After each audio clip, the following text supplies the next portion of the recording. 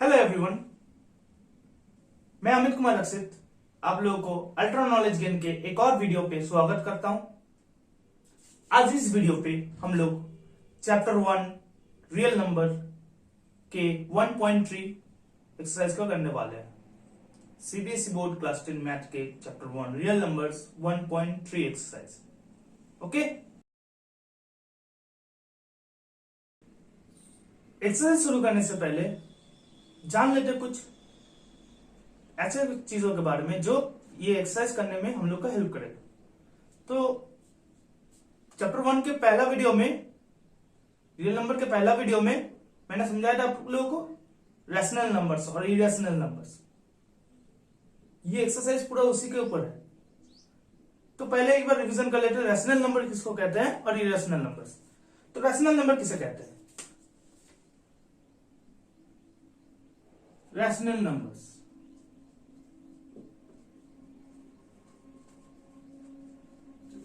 तो कोई भी नंबर जिसको हम लोग P बाय Q के फॉर्म में लिख सकते हैं, जहां Q क्या होगा, वेयर Q अनइक्वल टू 0, जहां Q क्या होगा, अनइक्वल टू 0। ओके, तो हम लोग बोलेंगे उसको रैशनल नंबर जो P बाय Q के फॉर्म में लिखा जा सकता है। और क्या एक तो पॉइंट होगा इंपॉर्टेंट, P बाय Q यहां पर क्या होगा, को प्राइम होगा, मतलब उन लोगों का एचसीएफ 1 होगा। ओके, P और Q आर को प्राइम्स, उन लोगों का एचसीएफ 1 होगा। अगर नहीं हो रहा है तो कट करिए। जैसे अगर 2/4 दिया हुआ है क्या होगा, अब तो होगा एचसीएफ 1, अब तो को प्राइम हो गया। शॉर्टेस्ट फॉर्म में फ्रैक्शन को लेंगे हम लोग हर वक्त। ओके, चलिए अब नेक्स्ट जो है इरेशनल नंबर किसे कहते हैं? इरेशनल नंबर किसे कहते हैं?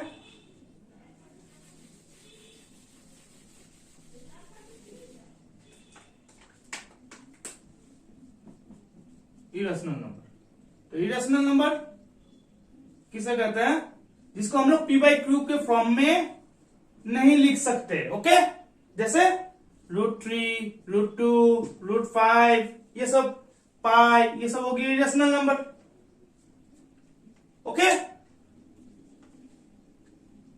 तो कोई भी एक नंबर दिया हुआ है, सपोज एक नंबर दिया हुआ रैशनल है या इरेशनल है, कैसे बताएंगे? देखना है पहले Q P बाई Q के फॉर्म में लिखा जा सकता है या नहीं। अगर लिखा जा सकता है तो P बाई Q में Q 0 तो नहीं है। अगर Q 0 नहीं है तो P बाई Q कोप्राइम्स तो नहीं, कोप्राइम्स है तो, अगर कोप्राइम्स नहीं है तो इरेशनल। कोप्राइम्स होना चाहिए उन दोनों को। अगर कोप्राइम होगा तो rational number P by Q का फॉर्म में है, Q भी 0 नहीं है, दोनों कोप्राइम भी है, तो रैशनल नंबर हो गया। नहीं तो क्या हुआ, अगर रैशनल नंबर को एक तो नहीं हुआ तो क्या होगा, इरेशनल नंबर होगा। ओके,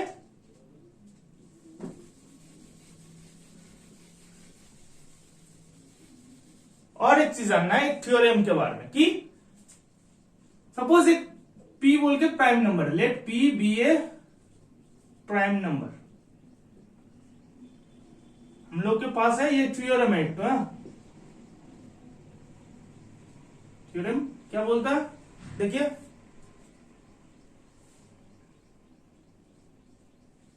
थ्योरम क्या बोलता है कि late P be a prime number, एक प्राइम नंबर है P। तो अगर P, if P divides A square, अगर P ए स्क्वायर को डिवाइड करता है, देन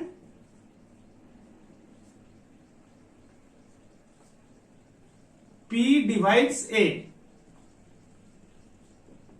अगर P ए स्क्वायर को डिवाइड करता है तो P ए को भी डिवाइड करता है। ओके, और यहां पर ये क्या है, where A is any positive integer,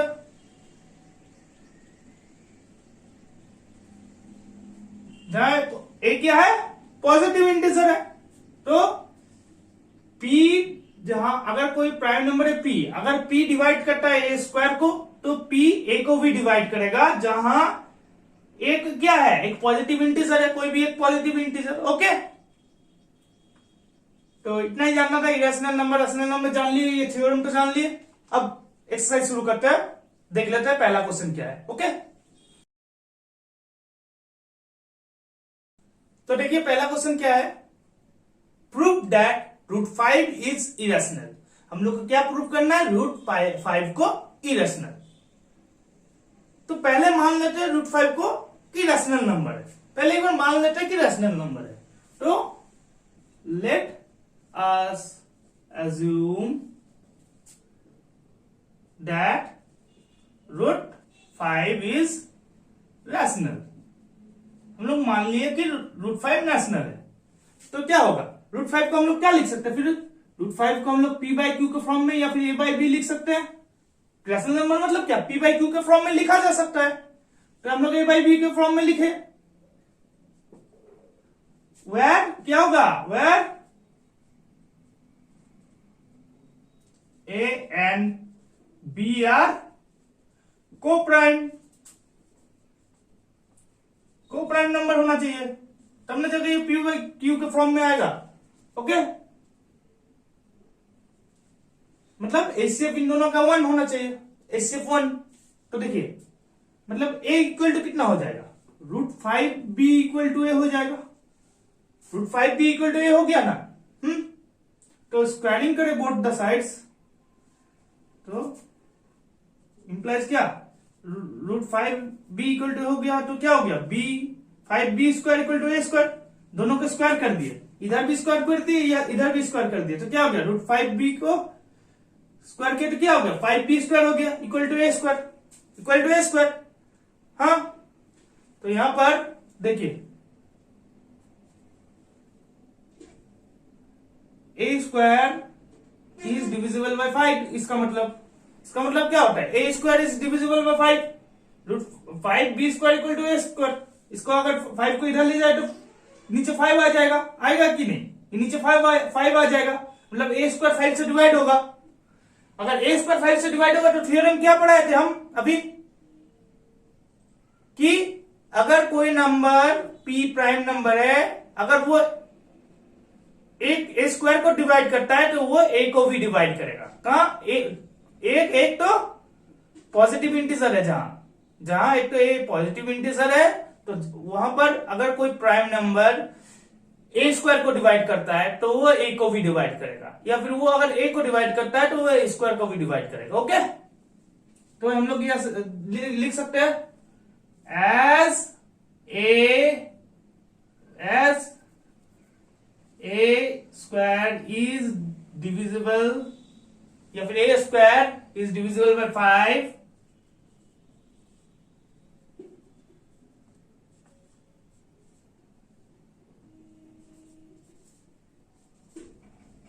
so A is also divisible by 5। Okay, क्योंकि A स्क्वायर डिविजिबल है 5 से, तो A भी 5 से डिविजिबल होगा। ओके, क्यों 5 से डिविजिबल है, इसको इधर ले जाइए तो नीचे 5 आ जाएगा, A स्क्वायर बाय 5 मतलब A स्क्वायर 5 से डिविजिबल है, तो A भी डिविजिबल होगा 5 से। ओके, अब मान लेते हैं 5B स्क्वायर इक्वल टू, या फिर मान लेते हैं A equal to 5C। Let A equal to 5C। तो यहां पर देखिए √5B इक्वल टू 5C, ये वाला √5B इक्वल टू A को 5C माने तो √5B इक्वल टू 5C, या फिर 5B स्क्वायर इक्वल टू कितना 25C स्क्वायर। हम लोग क्या किए, स्क्वायर कर दिए दोनों साइड, तो 5B square equal to 25C square हो गया कि नहीं। तो हम लोग यहां पर क्या बोल सकते हैं, 25C स्क्वायर हुआ कि नहीं। इसको अगर कट करें तो क्या होगा, implies B square equal to 5C square, और अगर 5 को इधर ला जाए तो क्या होगा, डिवाइड में होगा, मतलब हम लोग बोल सकते हैं as B square is divisible by 5,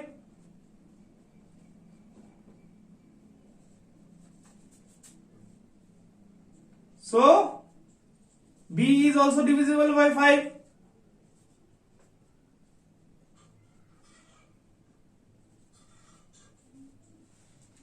क्योंकि B स्क्वायर डिविजिबल है 5 से। कैसे डिविजिबल है, 5 को मल्टीप्लाई में है C के साथ, इसको इधर लेके जाएंगे तो क्या होगा, डिवाइड में आ जाएगा, मतलब 5 से बी स्क्वायर क्या 5 से डिविजिबल है, तो अगर बी स्क्वायर 5 से डिविजिबल है तो बी भी 5 से डिविजिबल होगा, जैसे हम थ्योरी में पढ़ाए थे।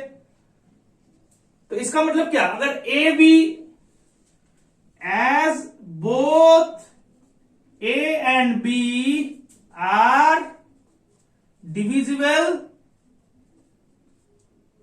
बाय 5, मतलब क्या, अगर दोनों 5 से डिविजिबल है तो वो लोग क्या है, then they are not coprime, then they are not coprime, मतलब वो लोग को प्राइम नहीं है। रैशनल नंबर होने के लिए क्या करना होता, रैशनल नंबर, अगर √5 रैशनल नंबर होता तो क्या होता, ए और बी को प्राइम होते, लेकिन वो लोग को प्राइम नहीं है, तो मतलब क्या है, √5 इरेशनल है। अगर रैशनल होता है, √5 रैशनल होता तो ए और बी क्या होता, को प्राइम, लेकिन उन लोगों का तो HCF 1 नहीं होगा, दोनों डिविजिबल बाय 5 है, तो HCF 1 नहीं होगा एटलीस्ट, तो दे आर नॉट को prime, so hence therefore √5 is irrational। इसका आंसर क्या होगा, √5 होगा इरेशनल। प्रूफ करना था, यही प्रूफ कर दिए, proof √5 is irrational। Okay, proof कर दिया हम लोग, समझ गए। अगर ए और बी को प्राइम होता तो हम लोग √5 को रैशनल बोलते, लेकिन क्योंकि ए और बी को प्राइम नहीं है तो √5 इज इरेशनल। को प्राइम मतलब क्या है, HCF 1 होना चाहिए, मतलब 1 के सिवा और कोई नंबर नहीं होना चाहिए जो इन दोनों को ही डिवाइड करे। लेकिन हम लोग क्या मिला, ए को भी 5 डिवाइड कर सकता है, बी को भी 5 डिवाइड कर सकता है, तो दोनों को अगर 5 डिवाइड कर सकता है तो वो लोग को प्राइम नहीं होगा, तो √5 is irrational. Okay, second question देख लेते हैं। सेकंड क्वेश्चन क्या है, प्रूव दैट 3 + 2√5 इज इरेशनल, मतलब 3 + 2√5 को इरेशनल प्रूव करना है। तो पहला क्वेश्चन जैसा ही हम लोग इसको भी रैशनल मान लेते, पहले इसको रैशनल मान लेते, फिर प्रूव करेंगे कि ये इरेशनल है। ओके, तो लेट अस एज्यूम दैट 3 + 2√5, यही था ना, 3 + 2√5 इज रैशनल, तो रैशनल मान लिए, हो गया। तो इसका मतलब क्या होगा, 3 + 2√5 की मतलब क्या होगा, 3 + 2√5 क्या हो जाएगा, इक्वल टू a/b हो जाएगा क्या, नहीं, a/b, वेर ए और बी क्या होगा, को प्राइम होगा,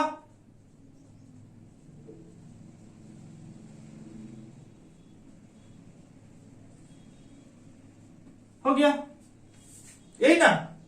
अब देखिए, मतलब 2√5 इक्वल टू कितना होगा, a/b -3 होगा,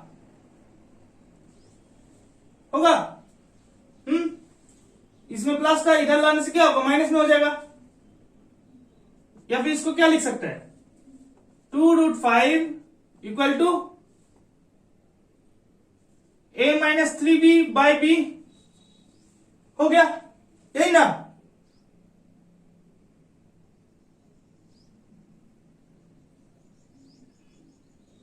हो गया, समझ में आ गया। a/b था, 2√5 इक्वल टू क्या होगा, a/b -3, तो क्या हो जाएगा, b को एलसीएम में रहेगा, a - b नीचे नहीं है तो 3b/b, हो गया। अब इंप्लाइज क्या करता है, देखिए, √5 इक्वल टू क्या हो जाएगा, a - 3b बाय, ये इंटू में था तो डिवाइड में आ जाएगा, बाय 2b हो गया, या नहीं, 2b हो गया। तो देखिए यहां पर क्या दिखा रहा है, p/q के फॉर्म में है, तो हम लोग क्या लिख सकते हैं, a - 3b/2b is rational as it is in the form of p/q, p/q rational number का क्या डिफिनेशन था, उसको p/q के फॉर्म में लाना चाहिए, पी बाई क्यू के फॉर्म में है, तो ये वाला रैशनल हुआ। लेकिन हम लोग को क्या पता है कि √5 क्या होता है, इरेशनल होता है। But we know that √5 √5 is irrational. हम लोग ने आगे बारी प्रूव किया है, हम लोगों ने पहला क्वेश्चन में प्रूव किया है ना, इसके आगे वाला क्वेश्चन में कि √5 क्या है, इरेशनल है। अब देखिए, तो ये तो इरेशनल है, लेकिन ये रैशनल नंबर में दिखा रहा है। अब एक इरेशनल नंबर और एक रैशनल नंबर तो इक्वल नहीं हो सकता। हो सकता है क्या? नहीं हो सकता। एक रैशनल नंबर और एक इरेशनल नंबर तो इक्वल नहीं हो सकता। तो ये हम लोग का जो कंट्राडिक्शन आया है, ये क्यों ये रॉन्ग क्यों हुआ? क्योंकि हम लोग का एज्यूम जो किए थे वो गलत था। ये यहां पर कंट्राडिक्शन क्यों आया, कंट्रोवर्सी क्यों आया? क्योंकि हम लोग का एज्यूम जो किए थे वो गलत था कि ये रैशनल है। अगर रैशनल होता तो यहां पर कंट्रोवर्सी नहीं आता, कंट्राडिक्शन नहीं आता। लेकिन क्योंकि ये आया तो मतलब हम लोग का एजम्पशन गलत था, मतलब हम लोग गलत एजम किए थे कि ये रैशनल है। अगर ये गलत है कि ये रैशनल है तो मतलब ये क्या है, इरेशनल है। तो इसका मतलब क्या होगा? So this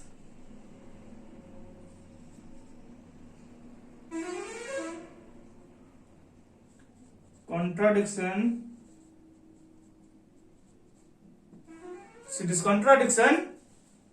has occurred as our assumption is wrong। तो मतलब क्या होगा, हम लोग का एजम्पशन रॉन्ग था, हम लोग का एजम्पशन रैशनल था, ये रैशनल हो गई, हम लोग एज्यूम किए थे। मतलब अगर ये रैशनल नहीं होगा तो क्या बचा, इरेशनल होगा। Plus 3 + 2 √5 is irrational. प्रूव कर लिया हम लोगों ने प्रूव कर दिया क्या, 3 + 2 √5 इज इरेशनल। यही प्रूव करना था ना हम लोग को, हो गया प्रूफ। समझ में आ गया? हम लोगों ने इसको रैशनल पकड़ा था, लेकिन उसी क्वेश्चन में अगर हम लोग गए तो ये निकला, तो इसमें पी बाई क्यू के फॉर्म में है, तो ये तो रैशनल हुआ। लेकिन ये तो √5 हम लोगों ने पहला क्वेश्चन में सॉल्व किया था कि इरेशनल है। तो अब एक रैशनल नंबर और एक इरेशनल नंबर तो इक्वल नहीं हो सकता। तो ये आया क्यों लाइन? तो इसका मतलब हम लोगों ने एजम्पशन गलत पकड़ा था, इसीलिए ये गलत लाइन आया।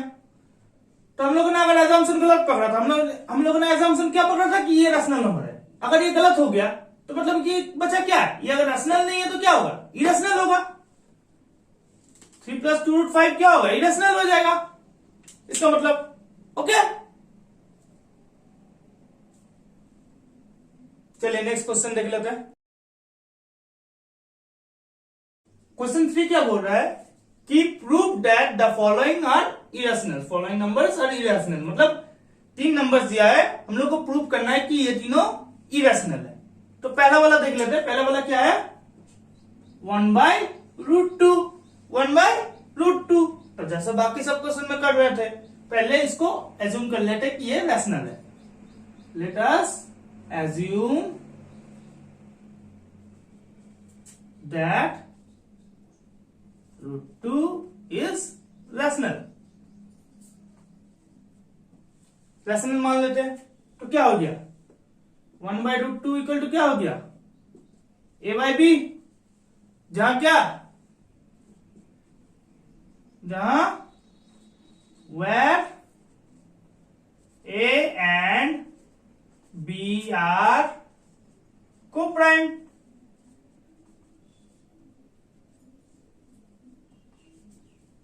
क्या है, ए और बी क्या है, को prime.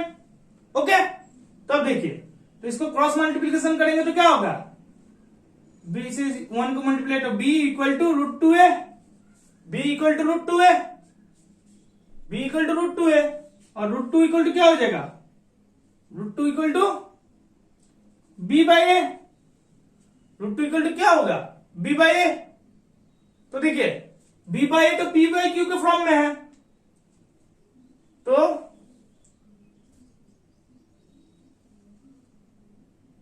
b by a is rational as it is in the form of p by q। तो ये रैशनल है, लेकिन ये भी क्या रैशनल है, ये है क्या रैशनल, नहीं। हम लोग ने क्या जानते हैं कि रूट टू इरेशनल है, रूट टू तो इरेशनल है, root two but we know that root 2 is irrational। हम लोग को क्या पता, रूट टू इरेशनल नंबर है, हम लोग को पता है। तो ये क्यों आया, so this contradiction is arise because our assumption is wrong। ये क्यों, एक इरेशनल नंबर एक रैशनल नंबर तो सेम नहीं हो सकता, इक्वल नहीं हो सकता, तो ये क्यों आया, एक rational number equal to irrational number क्यों आया, क्योंकि हम लोगों ने assumption गलत किया था कि रूट सॉरी ये that 1 by root two is rational. Okay, यहाँ पर 1 by रूट टू होगा, तो 1 by 2 का रूट टू को हम लोग रैशनल पकड़े, तो 1 by रूट टू को क्या लिए, a by b लिए, जहां a और b क्या है, कोप्राइम्स है, तो b equal to root two A हो गया क्रॉस मल्टीप्लीकेशन, और root two equal to b by A हो गया, तो b बाई ए तो p बाई क्यू के फॉर्म में है, तो इसको हम लोग रैशनल बोल सकते हैं। लेकिन रूट टू तो इरेशनल है, हम लोग पता है रूट टू क्या है, इरेशनल है, b by a rational number है, p बाई क्यू के फॉर्म में है, ये इरेशनल है, तो एक इरेशनल और एक रैशनल नंबर कभी इक्वल नहीं हो सकते। तो ये क्यों आया, ये कंट्राडिक्शन क्यों आया, क्योंकि हम लोगों ने असम्पशन गलत किया था। सो दिस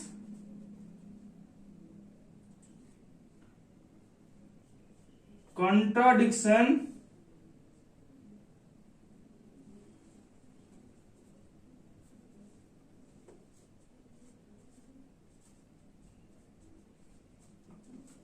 had occurred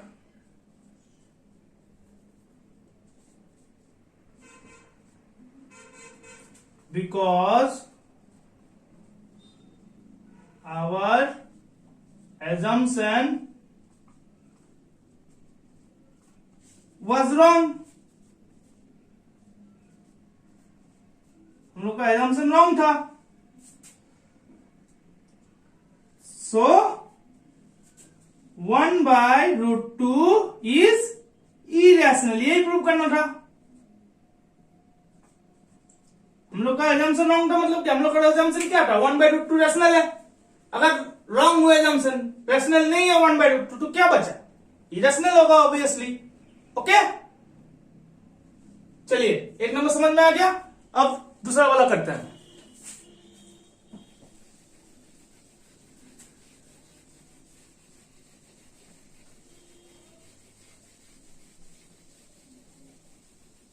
दूसरा वाला करते हैं, दूसरा वाला क्या है, 7 by root 5, 7 root 5 sorry 7 by root 5 बोल दिया, 7 root 5।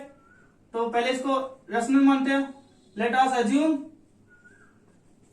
that 7 root 5 is rational।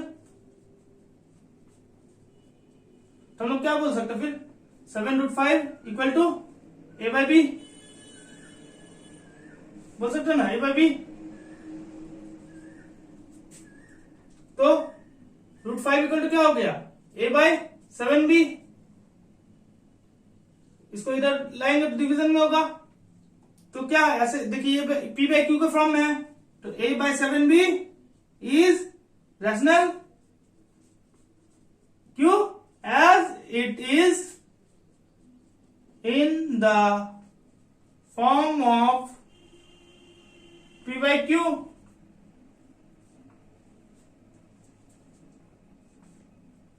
हो गया, लेकिन हम लोग क्या बताए, √5 क्या है, इरेशनल है, बट वी नो दैट √5 क्या है, इज इरेशनल। हम लोग क्या बोल सकते हैं, ये कंट्राडिक्शन क्यों आया, दिस कंट्राडिक्शन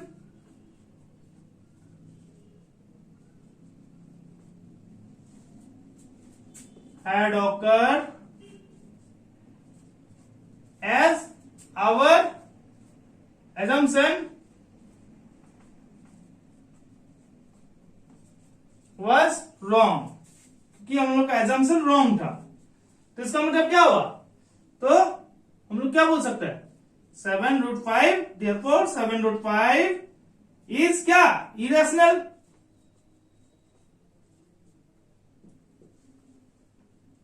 हम लोग का एजम्पशन गलत था, रैशनल था, रैशनल बोला गया था, लेकिन एजम्पशन गलत है वो, तो क्या होगा, ये इरेशनल होगा। ओके, थर्ड नंबर पे चलते हैं। थर्ड नंबर क्या है,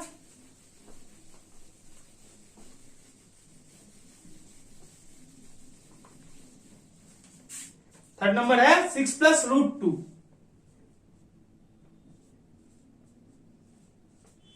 6 + √2, तो एज्यूम कर लेते हैं, let us assume that 6 + √2 is rational। अगर ये रैशनल होगा तो क्या होगा, 6 + √2 अगर रैशनल होगा तो 6 + √2 = a/b, और √2 = क्या होगा, a/b - 6। ये प्लस में था, इधर जाने से क्या होगा, माइनस में चला जाएगा।